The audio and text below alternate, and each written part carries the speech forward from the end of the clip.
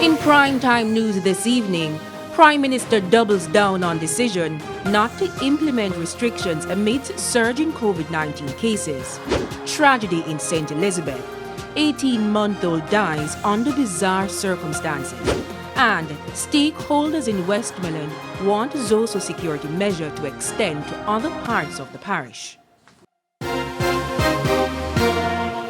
Good evening and welcome to Primetime News. We're on air and online at onespotmedia.com. I'm Janella Precious. Also this evening, the business day, Primetime Sports, sports commentary, E-Prime and weather. But before the break, the feedback question.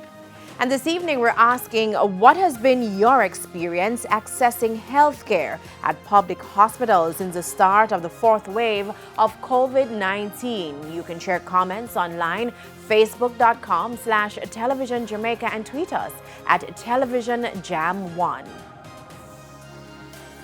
Please stay with us. Primetime News returns after this break.